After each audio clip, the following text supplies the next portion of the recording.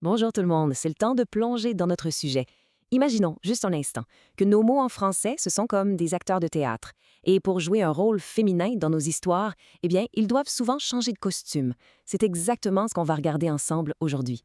Alors, la grande question qu'on se pose, comment un mot fait-il pour changer de costume et devenir féminin?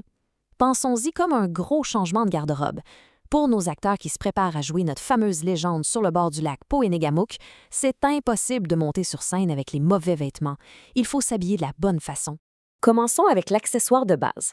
On appelle ça la règle magique du E.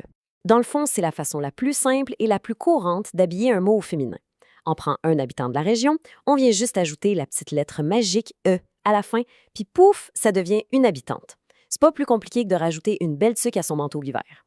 Bon, on passe à la suite. Des fois, ça prend des costumes sur mesure. La fin du mot doit complètement se transformer. Le monstre ponique est mystérieux. Avec un X à la fin, eh bien, une créature sera mystérieuse avec SE. Notre bon vieux Ovide est un pêcheur en EUR.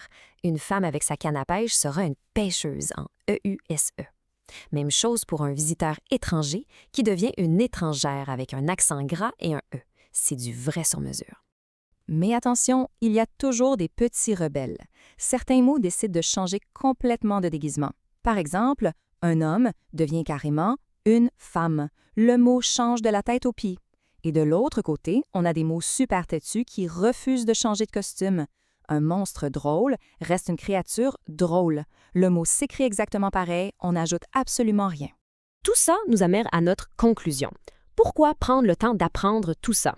Parce que maîtriser ces costumes-là, le féminin de nos noms et de nos adjectifs, ça nous donne le pouvoir de raconter les plus belles histoires de notre région sans faire d'erreur, comme la légende d'Ovide et de Ponique.